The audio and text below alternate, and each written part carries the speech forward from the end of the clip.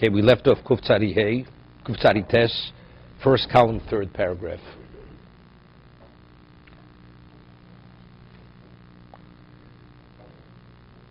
We said that a person who studies Torah Lishma, it gives the person Malchus and Memshala, kingship and dominance, control. He says, Ki Yodua Ki Malchus Royal Torah. He says, Malchus has relevance to Torah. He quotes the Gemara. Can I read Pirkei Avot mention Man Malchi Rabbanon? Who are the kings? The kings are the Chachomim. Torah sages are the kings. Shenema Bim Loch Yam Lochu. It's a posuk. Kings are coronated through the Torah. Right? There's the Rambam. The Rambam Hilchos Talmud Torah says, he quotes the Mishnah, that Kesed Torah is greater than all the other Ksorim. The crown of Torah is greater than Kesed Malchus and Kesed Kuna. How do we know that it's greater than even the crown of kingship? Because it quotes the posuk, Bim Lochim Im Lochu. Kings are coronated through the Torah. He explained, we said this yesterday. The king is above the people. He's not part of the masses. And that's why he has the ability to rule them. Because they don't see the king. If the subjects would see the king as a peer, they're not following his charge, his dictate. It's only because he's not part of them, he's above them, therefore when he dictates, they accept his rule. So, it's interesting. Famous word from the Vilna Gaon, the two things. There's Malchus, there's Moshel, and there's Melech. There's a ruler and there's a king. What's the difference between a ruler and a king? You have a person who's a dictator, a despot. The people, they see him as a nothing, except they have no choice. Because why? So what is a despot? The despot is not interested in endearing himself to the people.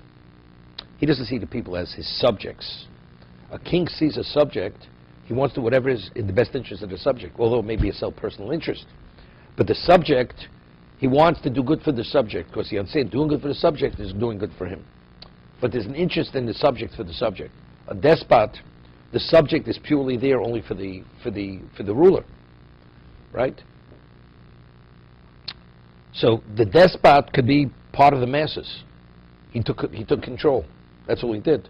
They have no choice but to follow. That's a dictator. He dictates. Do I have a choice? I have no choice. I have to listen. A king, you also have no choice. But the king doesn't want the people to follow him because they have no choice. He wants them to be subordinated to him because they should appreciate that what his rulership is, the value of his rulership. Like people say, they love the queen. There's a whole argument, should they pay, it's a tremendous amount of money for the government that they pay to underwrite the queen in England and her family. People, that's our pride. That's our pride. What she doesn't dictate, but that's our pride. They see her, this is royalty. Her being royalty is their honor, right? But that's a king.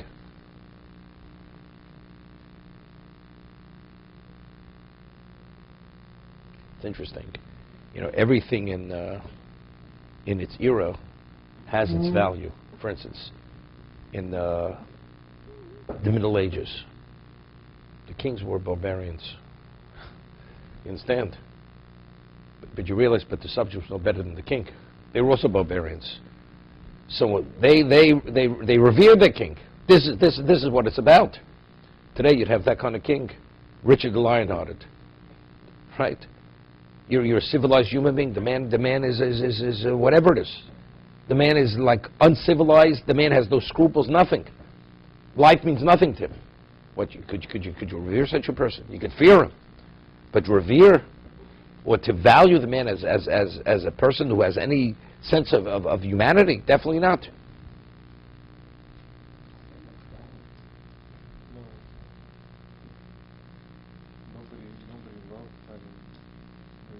But the Germans, they loved Hitler. They loved Hitler. He gave them because he restored their pride. He gave them their pride. That's what he did. I don't know, what does the word Führer mean? When you fear. But because it probably comes to the word fear. Leader. The Führer. Yimach Shemo V'Zichro. Right? Because he restored the pride of Germany, Hitler. He even created fictitious concepts. you know, the Aryan race. He created all kinds of false things to restore them. So of course they loved him.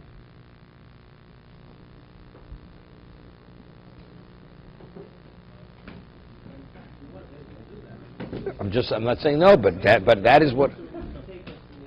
But that's what he did. That's why they loved him. He was a murderer, and he was a this, and he was unspeakable.